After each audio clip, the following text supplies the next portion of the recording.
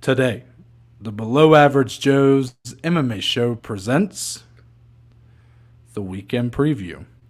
And we're talking about, well,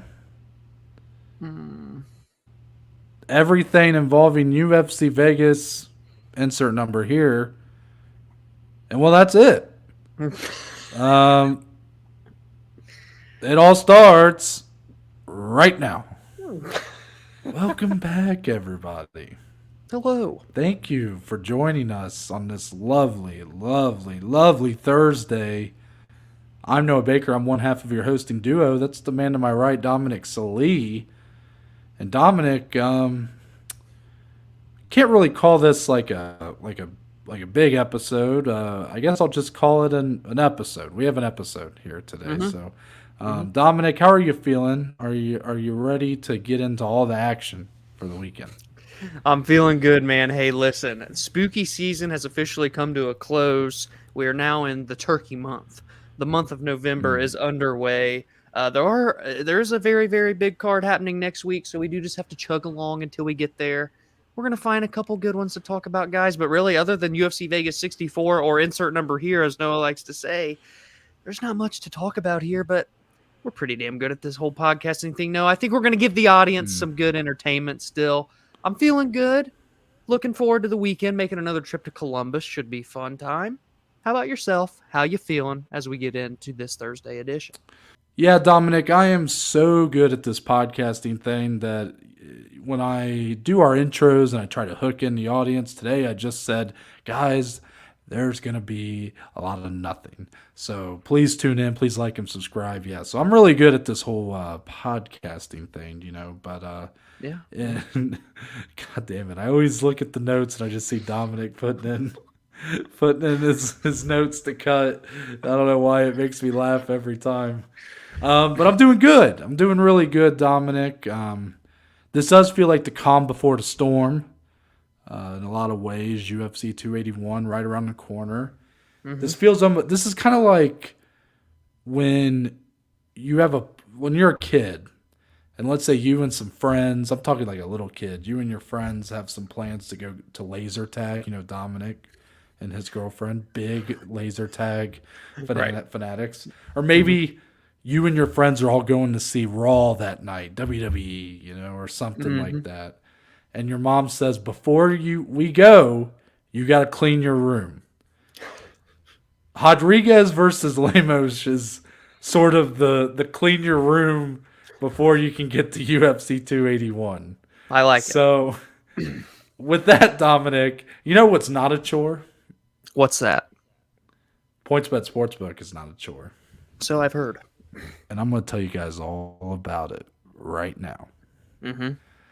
Right now, PointsBet Sportsbook is offering a great deal, a massive deal for you, the listener, you, the viewer. Yeah. Some would say essential deal.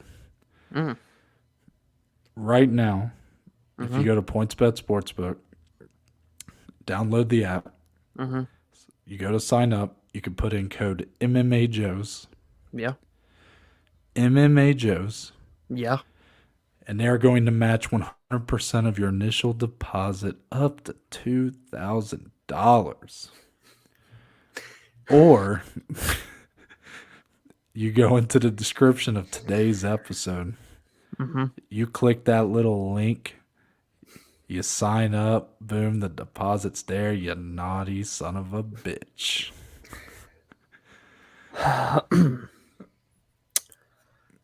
Shout out. Is that too much? Sportsbook. I think they would like that ad, Reed. I think they would. Did I say I was trying to go for a little young gravy right there. Did I? It hit that. It hit a little ASMR. It hit a little bit of everything there. I'm not gonna lie. If there's someone out there that got a little excited hearing that ad, then you did your job. I feel kind of dirty. Yeah, that one was. Yeah, take a bath. Let's move on. Let's get into the main event of UFC Vegas, whatever the number Dom said earlier. So, Marina Rodriguez is in your main event, taking on Amanda Lemos.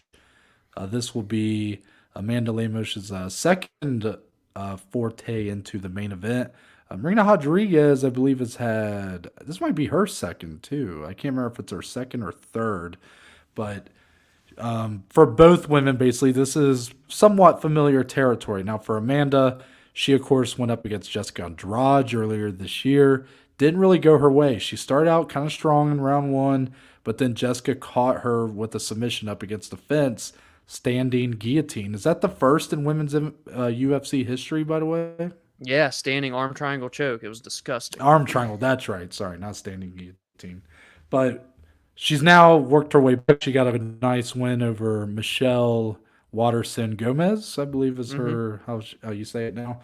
And here she is trying to get right back into the top five, and she's going up against someone who is literally the best representative of this top five, and that's Marina Rodriguez, who has looked great. I mean, I'm talking 2, 3 years now, ever since that pretty tough loss to the champion Carla Esparza. Now, she has went on a great run, and Yes. she's done it with her striking, her Muay Thai. She looks terrific.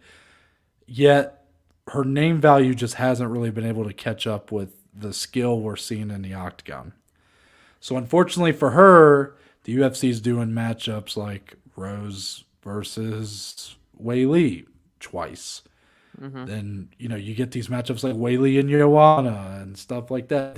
These bigger names of the division are sort of taking the shine, but Marina Rodriguez, I would argue, Dominic has the best resume currently, the best win streak currently in the women's strawweight division. So she does come in as a minus 215 according to the odds from PointsBet Sportsbook. Shout out to them. And I think it's pretty well deserved here. We know the route to beat Marina Rodriguez. It's very hard to outstrike her. But if you can get her to the ground, she does, at least from what we have seen, Hmm. tend to be more weaker there, more vulnerable there. That's what Carla Esparza exploited. However, for Amanda Lemos to do that, we would have to really see her commit to it, which is something she's not really done in her UFC career, Dominic. She's only attempted 7 takedowns in her entire UFC career, which I believe spans 6 or 7 fights. So Yeah. she's basically averaging 1 takedown a fight. Now she's landed those at I think it's 4 of 7, so slightly over 50%. But basically, that's not really how she works her game. That's not something that she emphasizes. So I have a hard time kind of seeing the route for Lemos to get the victory. She has some decent power. That could be something. But at the same time, Dominic, on the other side here, this fight feels like terrible vibes from Marina Rodriguez. And I know you kind of agreed with me off recording. So I want you to explain to the audience, why is this, despite everything I just said, feeling like it leans in Marina's favor? Why does this feel like a bad fight for her? Yeah, it just I love all the shine you gave Marina, by the way, too, because she's one of my favorite female fighters to watch right now. She's the silent assassin, if you will, of this strawweight division, in my opinion. And she just flies under the radar. And as you kind of alluded to there, Noah, and you brought it up off recording, it was your initial point. I'm going to try and do it justice, but it just feels like, I think you've said this before. I forget which specific matchups, but like a trap fight kind of, where it seems like all things are pointing toward a Marina Rodriguez victory, the 4-fight win streak, number 3 in the division, over a 2-1 favorite in the fight.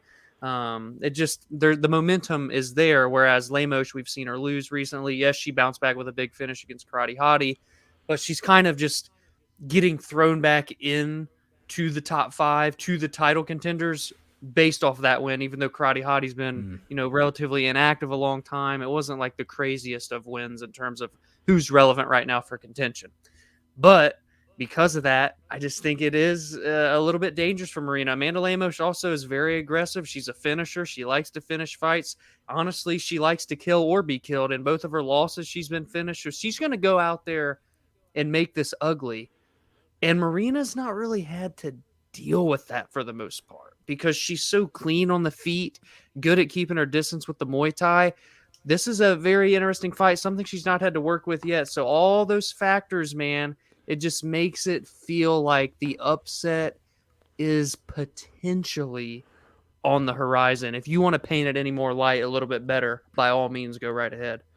Everything you said is spot on to how I'm feeling. I definitely maybe it's look. I understand people can. There's other people out here in our space that are way better at analyzing the X's and O's than we are. In all sports, vibes are a big deal. And a Hmm. lot of people may not get that. A lot of people may think that that's just dumb jock talk, but it's true. If you watch any sport, this is prevalent in all sports, and it's a big thing in betting. The vibes of something. There's lines that smell like rat lines, and you have to avoid those. And this here with Marina Rodriguez, the only points I would add to what you just said is it does feel like if she won this, she could potentially get a title Hmm. shot that has escaped her so many times previously when she's probably already earned it. Hmm. And Amanda Lemos, is it Lemos or Lemos? Lemos. Yeah, yeah, Lemos. Okay. So with Amanda Lemos, even though she is coming off that bounce back win against the Karate Hottie, it doesn't feel like this opportunity is warranted for her again, in my opinion. Like already going back into the top five, and already in another main event spot.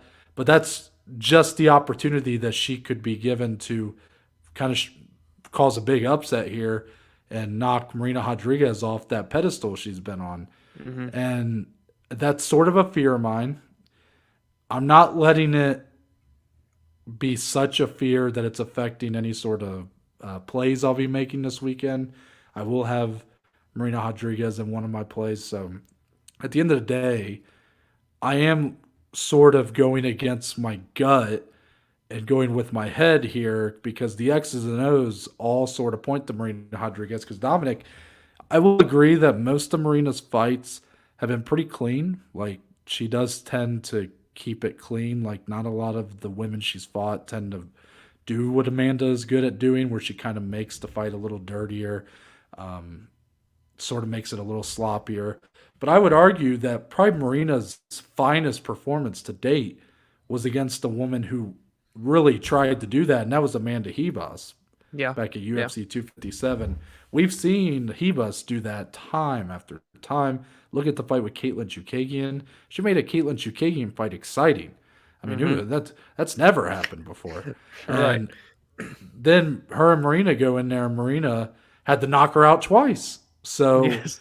it's really been that was really Marina's just that was her coming out party, and it's really been her finest performance to date. And I think we could get a similar finish here if Amanda does not clean it up a little bit. But again, if she cleans it up and just gets into a kickboxing fight, she's going to get outpointed all day by Marina. So we know the route to victory. It's if Amanda can really emphasize that in her training camp and now utilize that in here in the cage. That's what it comes down to. Yeah, I like that, and I think it's worth to be noted too because again, this is going to be Marina's third UFC main event. The previous two did go all 5 rounds. She has the 25-minute experience. Obviously, both of those were victories where she never lost gas. She was in it the entire way, controlled both of them. The first main event was with Michelle Waterson Gomez. Second one against Mackenzie Dern. She dominated both of those fights pretty clearly throughout. A little bit of iffiness in the Mackenzie Dern fight in a round or so there, but outside of that, it was all Marina. Amanda Lemos, it's her second UFC main event, but the first one, what was it? First round? I definitely didn't make it out of the second round. It was the I end even, of the first round. yeah, and I think I even bet on that fight like under 2.5 or under 3.5. It was her and Jessica Andrade. Didn't think that was going 5 rounds. So what do you kind of make here in this spot for Lemos? She's up here for another 5 round fight. We already know Marina can go all 5 rounds. I don't know if Amanda can keep the gas tank going if she's trying to go tit for tat, like you pointed out with Marina. That could lead to the inevitable finish, kind of how Marina did against Hebos. Obviously, that one came much quicker, but kind of the same vibe. Yeah, I don't have a ton of faith in her gas tank. Now, that's not to say that she doesn't have a good gas tank. What I'm saying is you have to look at the matchup. So she's going up against someone who's shown to have a great gas tank. Mm-hmm. So where's the point of emphasis going to be in this fight? If she stands in front of her for 5 rounds and looks for power shots and gets pieced up in a kickboxing fight, who's going to be the fresher fighter in rounds 4 and 5? It's going to be Marina Rodriguez. But if Lemos does take the fight to the ground, looks for those takedowns, wrestling's a grueling, man. Some would say wrestling's even is the most grueling as far as your gas tank than Yeah. any other part of the of MMA. So if that's what she really focuses on, I hope she's going to be looking for some sort of submission finish because I don't know if she can do that for 25 minutes. I don't know if she'll be able to time up and put in good takedowns every round for 25 minutes. So again, I lean Marina there as well. So like again, everything points to Marina, but that's exactly the kind of fight where you have to tread lightly. Yeah, it's crazy. All those X's and O's, all of the momentum and everything is in one fighter's favor, yet it feels so dangerous with those odds. It's going to be interesting. And I will say that Amanda does feel like she has some untapped potential. Like there's a reason the UFC have been sort of propping her up and giving her these big fights. So, some of that is not shown through yet in her performances. Now she's 35 years old. There is a bit of what you see is what you get, but the fight with Andrade, she did look good in round one. She She got did. caught in a submission. It was very weird, like just bodies clashing, and Jessica just happened to time up that submission very well. But who's to say how she would have looked if that went into round two, round three? Maybe she put on a show, put on a highlight reel against Hmm. Andrade. So I will admit that I feel like I know more about Marina's game than Amanda. And I think that's partially why you're seeing my analysis feel so heavily tilted in her favor as well. But I like that. I like that, man. yeah. Let's get into the rest of this card, Dom, because there is a couple other good fights on here, I will say. And the best of them, 13 versus 14, Neil Magny versus Daniel Rodriguez. This feels like a very good fight. Neil Magny coming in off a loss. He asked for Shavkat Rakhmonov. He had already asked for Hamza before that, and they never gave it to him. So they give him Shavkat, who nobody wanted. And, well, Shavkat made pretty easy work of him. Before that, though, Neil Magny, of course, was on the Columbus card that we were at. Got a big win over Max Griffin. That was a win that tied, I believe, the UFC record for welterweight wins with GSP. Hmm. And then on the other end, Daniel Rodriguez was a part of that just circus that was UFC 279, the musical chairs of UFC 279 with all the fallout, all the Hamza versus Nate and Kevin Holland, all this shitstorm that went down that week. He ends up in the feature bout fighting Li Jingliang, 10 pounds heavier than the guy, and goes in there and wins a very close split decision that a lot of people thought the Leech won. So both guys feel like they're in kind of weird places. Like Daniel Rodriguez, I think, is such an underrated fighter in this promotion. Yes. Me and Dominic have been sort of praising this guy for a while. I like his attitude. I like his fighting style. I think he has a lot of potential. But if there's one guy who can realize any hype, any potential, it is a guy like Neil Magny. Hmm. Neil Magny is sort of the litmus test. He is kind of the guy to prove if you're for real or not. And we've seen time and time again some of these guys that fight Neil Magny just can't get it done. Like even Jeff Neal, a guy who feels like he's all the way back and you know pushing towards the top of the division. He had a very lackluster performance against Neil Magny. Neil Yeah. Magny is just a hard guy to look good against. Yes. But Dominic, I'm leaning pretty heavy Daniel Rodriguez here, and the biggest reason for that is because I think the signs have been there that Neil Magny is slowing down just a bit. Mm. Now he got the win in Columbus against Max Griffin, but that ended up being a pretty fun fight. And the reason why it ended up being pretty fun is because Neil Magny had to really go in there and kind of earn that win. I mean, Max Griffin, He good brought it. fighter, Hmm. but Max Griffin at times looked like he was getting kind of close to really changing that fight. Some of those Yes. shots were really affecting Magny. The Shavkat loss, like, look, Shavkat's probably going to be a future champion, like, no harm, no foul. But I look at that Max Griffin fight, a fight that he won. But tell me if I'm wrong, Dominic. A fighter like Max Griffin, who's good, but not necessarily great, feels like the kind of guy that Neil Magny could have, I don't know if easily is the right word, but would pretty handedly beat before by doing what he does best and kind of neutering his fighters. Yeah, I agree. I see that point, Noah, because when you look at some of the competition that Neal's beat in the last few years, the Jeff Neal fight, like you mentioned, Robbie Lawler, even the Leech, Li Jingling, he's able to neutralize those type of guys or neuter them, as Noah said. I love that analogy there. But he didn't quite do that against Max Griffin. And I think it's because Max is starting to kind of get into his all right now, but he's still, I wouldn't hold him in regard to like a D-Rod. I still put D-Rod higher above him. But Max was able to really just be aggressive in that fight and not allow Neal to do that clinch heavy style. Neal had to really strike in that fight. We had to see what he was made of there. If Neal's forced to strike here with Daniel Rodriguez, man, there's not many better just straight up crisp boxers, I think, at 170 right now than D-Rod. I think it could get ugly if he forces Neal's hand in the striking department.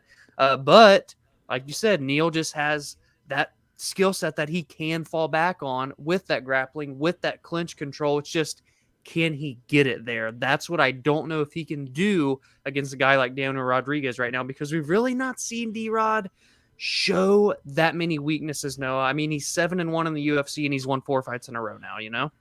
That's yeah, very true. 7-1. I mean, the record speaks for itself. The words of I can't remember the coach who said this, but you are what your record says you are at the end of the day. Like, you can say all you want about how good you are, but at the end of the day, your record says who you are. Daniel Rodriguez has done it quietly, so not a lot of people realize the kind of run he's on, but it's very good. Even if he, should have lost to the Leech. I mean, the Leech is a damn good fighter. Yeah. So, let's not pretend like that's somehow a blemish for him. Yeah, 10 pounds heavier, but I mean, everybody was affected by that shitstorm of a week, So, it's going to be a great fight. I hope. I'm worried that Neil Magny could be on the downswing right now. The guy's not. He's up there in years, and I just see some chinks that used to not necessarily be there, I guess is what I'm getting at. But we'll move on to the next fight, Dominic. This fight is a tale of two cities right here, because Grant Dawson, both guys similar styles, I guess, in a way. Grant Dawson versus Marco Madsen, wrestler's delight here. But Grant Dawson is kind of the younger, potential-filled prospect, a guy that came from the Contender Series, while Marco Madsen is how old, Dominic? He's in it. Is he 40? He's 38. Yeah, 38, which, I mean, that's getting up there, especially for the weight class that he's in. So what do you really expect from this fight? Because we know both guys kind of like to take their fights in similar directions, but now they have to go up against one another. And we've seen with Grant Dawson specifically, when the fight stays standing, that does tend to be a big weakness for him. Now, I don't think we've really been able to say the same. Marco Madsen had some moments of weakness against, I believe it was, who am I thinking of? UFC legend, and I'm blanking on his name. Oh, didn't he fight Clay Guida, right? Yeah, it was Clay Guida.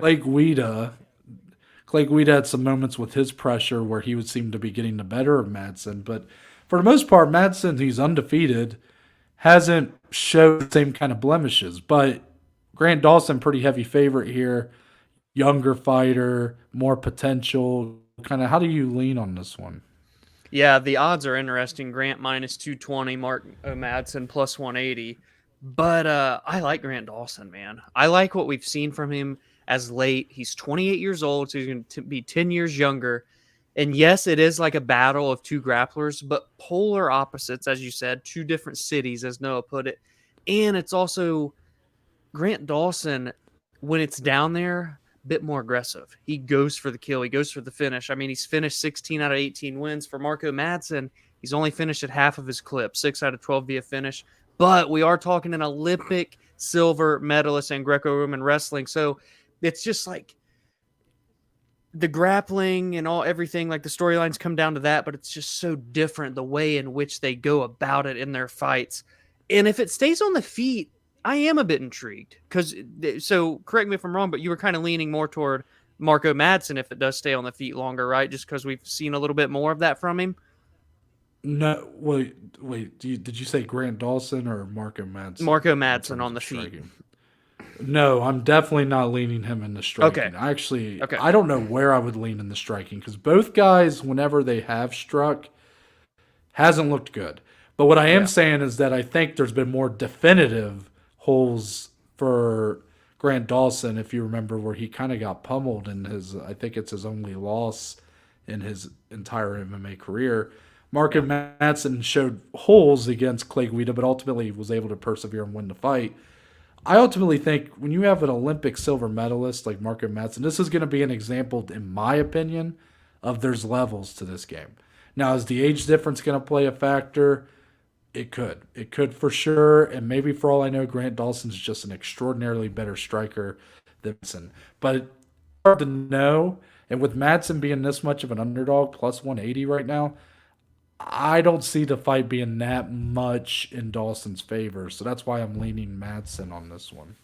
Yeah, I see. I'm leaning Dawson, but I do feel like the odds should be a lot closer. I don't really know what justifies Dawson being a minus 220. Are they only doing that because he's 10 years younger? I mean, if you're doing that, that's just kind of risky to me. And I mean, at the end of the day, Marco Madsen, I don't care how old he is, he's 12-0. He's undefeated for a reason. We haven't got to say that in a while, Noah, but he is, and that's just the fact of the matter. I think it's going to be a very tough fight for Grant Dawson to try and take on, someone that has that Olympic caliber wrestling. It's something he hasn't yet had to face before. He's going to have to go through adversity if he wants to win this fight. I believe in him, but I'm going to find out this Saturday.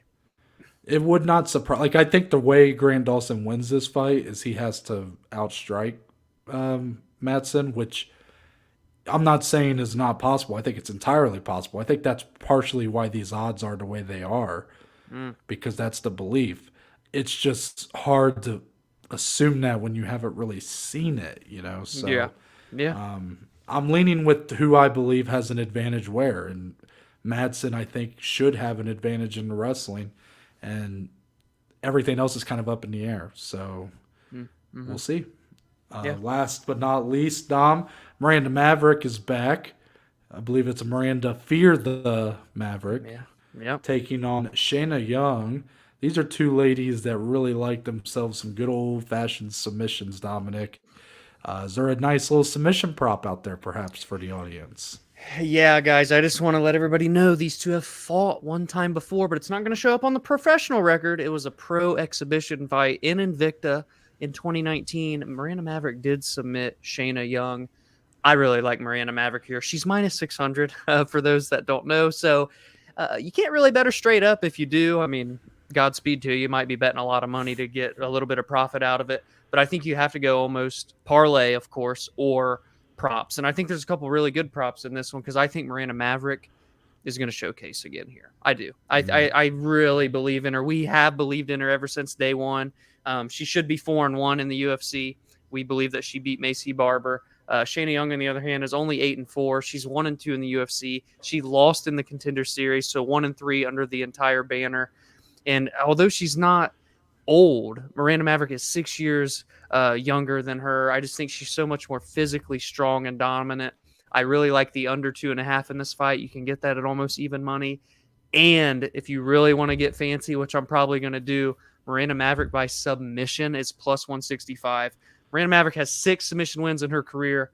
One of them has come against Shayna Young, like I mentioned, in an exhibition fight. If she's done it once to her, Miranda Maverick's only gotten better since 2019. No, I have no reason not to believe she can't do it again. I think Miranda Maverick's going to look like more than a minus 600 favorite in this fight. Wow. Well said. Well said. Dominic, there's only one way we end the show around here, though, and that's with the little thing we like to call closing statements. Point of show where me and Dominic talk about anything and everything, MMA related or not. So, Dominic, I'd be shocked here if you have something MMA related, considering the down period we're a little bit in with as far as news cycle goes. So, do you have any closing statements for this to send us into the weekend? Yeah, I just want to say real quick before my closing statement, guys, this was a shorty, but we tried. We looked off recording because we had a lot of off recording time. This was a bitch to try and get this episode going today, but we could not find much. But hope you guys have a good weekend. I do have one closing statement question. This has been a question that I've had in my brain for like a little while here and there. It comes and goes when I'm listening to like certain music artists. And I actually just asked Jaden this last weekend. And I noticed that when I asked her, I had never asked anybody this before, only myself. So I'm going to ask you, I'm going to ask the audience. Have you ever thought about how every song made, good or bad in your eyes, every song is someone's favorite song. So like the worst thing you've ever heard in terms of music. Something that you're going to turn immediately if it comes on your Spotify, comes on the radio. You're like, this is garbage, trash, turning it. That's someone's favorite song ever. Isn't that kind of funny to think about, Noah? Uh, were you high when you brought this up? I had a feeling you were going to go that route, but no. My question for you would be, what is that song? Wait, that I like that people wouldn't like? Well, the opposite, right? Wouldn't it be the song that you hear and are like, dude, what the fuck is this? But it's someone's yes, favorite dude. song. So that's what made me think about it when we came to your place 2 weeks ago. Mhm. Our buddy Nick played a new song that was kind of popular. It might still be popular. Lil Yachty. I like Lil Yachty, by the way, as a rapper. No disrespect toward him. I don't listen to a ton of rap, but I don't mind him. But the song was the Poland song. I don't know if you've heard that song. I have not. Okay, well, be sure to listen after this. It was one of the strangest 1 minute and 30-second songs that I've ever heard. And I was just like, as much as I dislike this, I'm probably going to turn it if it comes on the radio. Someone out there is bumping this shit every single day. It's their favorite song ever made. And that can be said for almost every song out there, guys. I'm just saying. Wow. Now I have to try to think of one for myself.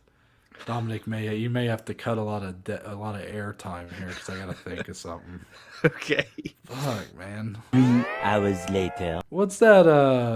Fuck, no, I won't go with that one. I was gonna say anything Lizzo makes because I can't stand Lizzo, but I don't think that's a good answer. 6.5 hours later. Oh, you know what it is? Lil Wayne, Okay. one of the all-timers, right? That's a guy that's, his music has been our entire generation's been growing up on some of Lil Wayne's hits. Remember when he did that like rock rap album? It sounds familiar, but I wouldn't know a song off of it. And What maybe. was that song called? I think it was called Prom Queen. Is that what it is? Name sounds familiar. Yeah. I think it's Prom Queen by Lil Wayne. Oh my God, is that like the worst garbage I've ever heard? But that was a single from his album, I'm pretty sure. And if it's single, Like, that was- they're putting it that out there was- for a reason. That was something the label was like, yo, this shit fucking gas. Send this out there. Yeah. People are going to be bumping this shit. And I was like, what the fuck is this? Yeah, Prom Queen, dude. Okay. I mean, just the worst. Like, I it's not even like music to me. It's just like, what the fuck is this? Yeah. I mean, the I album think it is pretty bad if I remember, but they did have that song with Eminem, "Drop the World." That song was I do okay, remember right? that one. Yeah. That song was a hit. But yeah, that's mine. For my closing statement, I just recently potentially made a purchase of a PS5. Potentially. I love the asterisk there. It is not delivered yet, so I do not know if there's anything inside the box that I just ordered. Right. But assuming it's there, what are some game recommendations that people have? Because Dominic, you know me. You know that my entire life I've just played sports games. It's just my thing. Yeah. I'm that dedicated to the bit. I mean, I'm even doing a whole fucking new thing about it. Like, Yeah. that's my whole personality is just sports ball. Right. Like, I mean, Sports it's quite a corner to put yourself in. So, Yeah. Madden, 2K, MLB The Show, like that college football, that was what I grew up playing. Very rarely have I been hooked on anything outside of that. Now, there have been some few examples, some games that come to mind when I think of games that I just got hooked on. The Last of Us, Red Dead Redemption, GTA 5. I mean, A those little three bit are of- huge. A little bit of Black Ops 2. That's the only COD that I've ever gotten into. I bought Black Ops 3, traded it in after 30 days and got half my money back. Great stuff. Nice. And then the biggest shooter I was like, I mean, this game consumed me was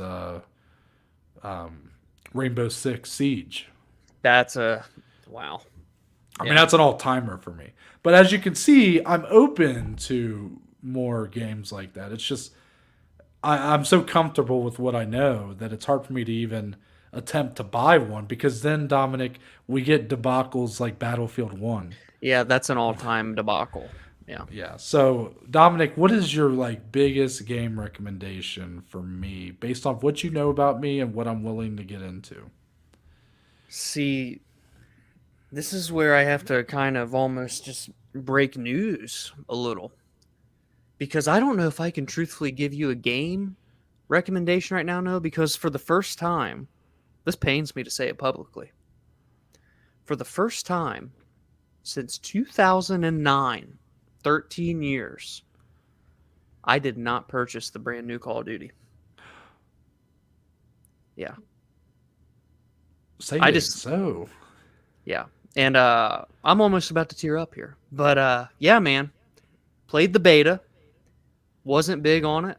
And I don't know. It's been kind of going downhill for me the last few years. And I, believe it or not, did not buy it. So I'm not playing like any games right now. Really. And it sucks. It sucks. So you're saying I've been joking about you being like a gamer and all this stuff for Well, a while. The past few months, it's definitely changed. I'll put it that way. Yeah. I mean, what was like the last game you were like hooked on? Oh, I mean, I played. See, that's the funny thing. Like, I still played the shit out of last year's COD for a while. Was pretty hard on it, Vanguard. The problem is, Noah, and here we go. Here's this whole conversation. This is how the kind of where I'm at with Call of Duty right now. So I was going hard with my buddies, rank play for Vanguard. Had a lot of fun, competitive game mode, get your points, all that. I really like competitive games, especially the last few years with Call of Duty and our friend group. But then, as it coincides with the Call of Duty League, the professional league that we would watch, they took like a 1 month gap in the middle of the season with no events, no matches, nothing. Stupid. Makes zero sense to do that at all. And right when that happened, I lost interest in watching it once it returned, and I lost interest in playing ranked play because I couldn't relate and keep in touch with what was happening because there was a whole month of nothing competitive side. And since that happened, I've not touched Call of Duty since, and now the brand new one just came out last week, and I don't have it. So that's kind of where I'm at with Call of Duty right now. I didn't realize that my closing statement was going to turn into like a therapy session. But yeah, I need to vent here. I'm going to be honest. So does that mean you have no intentions of buying it, or is it just that you haven't bought it yet? As of right now, I can't confidently say that I will buy it. I'm going to be honest. Wow. What I will say is that when Warzone 2, which is the Battle Royale, that comes out in December, maybe I make my return to that. But I don't think I'm actually going to buy Modern Warfare 2. Oh, so like the Warzone doesn't come with the right. The Battle Royales are going to be free to play, so that you won't have to like have. Well, yeah. Who the fuck would buy the new COD then? Like, just play the Battle Royale shit's more fun. Yeah. So if anything, that could potentially get me back on the sticks. But yeah, right now I'm celibate from video games, basically, if I'm being honest with you. I impulse bought the new Madden. I think I said that shit talking myself on an episode a while back on this show. That's right. And you weren't happy with it, right? Oh, no. The instant I bought it, I wasn't happy with it. I knew the mistake I made, yeah. But, it is what it is. I mean, I bought it too last night, so... Right. Yeah, but you'll probably be more into it than probably myself. I'm a big franchise mode guy, so I always find enjoyment. I can play those games for fucking until the new ones come out, basically. Right. But that does mean, Dom, that I am kind of the worst consumer because that means that I always want the roster update because I'm so big on the realism and team building. So I'm that guy that I buy that new fucking Madden and that new 2K year after year, even though there's hardly any changes. So I'm the reason, people like me are the reason EA does not, fixing shit. But that's true. I have had a console, people. This would be my first console since I sold my PS4 in 2018, like early 2018. You took it to GameStop and BG? Yeah, it's been about 4.5 years since I've had a console. Man, you're gonna love it. You're gonna love. I mean, that's a long time, so you're gonna like it for a while. And I mean, again, you bought it because of the new college football coming back next summer. That's big, you know. Yeah. I was very close. There's some retro gaming shop. The reason why this all happened, by the way, was I was on Instagram. You know, sometimes ads pop up, and usually you just Yeah. click through them.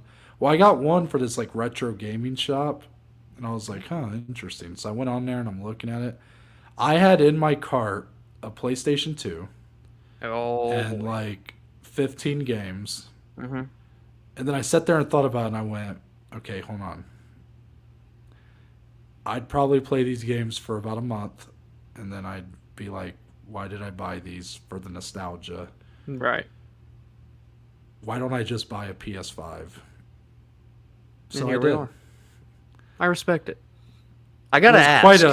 It was quite a roller coaster. But yes, what go what ahead. was that cart total looking like for the PS2? Like, what are they running? What are they charging for all that these days? Well, a PS2. Now this place is a little expensive, and certain games are hard to find. You know, Of like course. NCAA Football 14 is.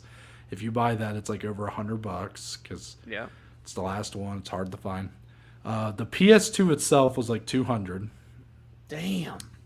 and then like I was gonna get what was the game that was most expensive? Oh shit, I can't remember which game. I was gonna get the latest like NCAA football I could get like on the PS2 and On it was, that system. and it was 11, which had Tim Tebow on the cover, Okay. and that was like $88. Wow. And then I was gonna get NFL Street and NBA Street. Oh yeah. Now we're NBA Street really Volume talking. NBA Street Volume 2 was about $45-$50. That's worth every penny. Yeah, I was gonna get like Simpsons Hit and Run was a big favorite of mine growing up. Yep. Remember that. What else did I Did have they on there? have the infamous Oh. NFL 2K with Terrell Owens? Yeah, Oh. 2K5. That's the game, brother. Yep. That one was like $20. I was very close, Dom. You wanna see talk why about I before was its so time. close. Yeah. Yeah. I mean, I was real close. Part of me kind of wishes I would have like just for NFL and NBA Street. I think I'd play this. I think I'd play those games forever. Yeah. Oh, dude, the street games are so good. Did you have any SmackDown versus Raw or WWE games? No, I did not. I did not. I did have a UFC game in the cart. Oh, nice. But it was like an older one, like Before the 2004. Undisputeds. Yeah. So I don't know how good it would have been, but I was like, I need some fighting game because I was thinking I'm going to buy this, and then because I was thinking of like that weekend when you guys were all here, like how cool it would have been to just have some bro. PlayStation 2, and then we all just be fucking around playing like NBA and NFL Street. We wouldn't have slept. We would stay up all night. Dude, talking about it now, I may still. You're about to buy go it. buy it. I'm about to go buy. I'm about to buy a PS2, and then just get NFL and NBA Street, and then never look back. Never look back. Man. I'm telling you, Dude, though. I kind of want them really bad. Noah's going to go buy a PlayStation 1, PlayStation 2, PlayStation 3, skip the PlayStation 4, and then the PS5. I literally just bought. I just spent like a whole clip on the PS5 and 2 games, and all I can think about now is, damn, I kind of want that PS2. I kind of want that console from 15 years ago. It's that meme of the guy hand over the PS5, and he's looking back like, yo, that PS2 looks kind of nice though. Oh man, that's classics though. That's what we grew up on. I know. I will almost guarantee I will ask for that for Christmas. So I will have a PlayStation 2 and those 2 games by Christmas. Before 2023. I love it. I love it. Guaranteed I will. As of now, that is going to be a request. And I know my mom's going to be like, didn't you just buy a PS5? And I'm like, yeah, Mom, but you don't get it. Okay. Yeah. I need NFL and NBA Street. You know what could really solve all this, Dom? What's that? If EA Sports just put out just put out the games to where you can you get what I'm saying? Like what do they call it? Where they just basically they'll update it a little bit, but they just re-release the game. Oh yeah. Like just re-release it. Now wait a minute, doesn't the PS5 have backwards compatibility? I think with the PS4 games, yes. Fuck. Yeah. Tell me I can't put a PS2 game in there? Exactly. That would be fucking wild though. And I put that in there, PS5 spit it out like What the fuck you just put in me, dog? It might just catch on fire. My name's Noah Baker. That's Dominic Slee. We are but just two of the below average Joes, and we will see you guys on Monday.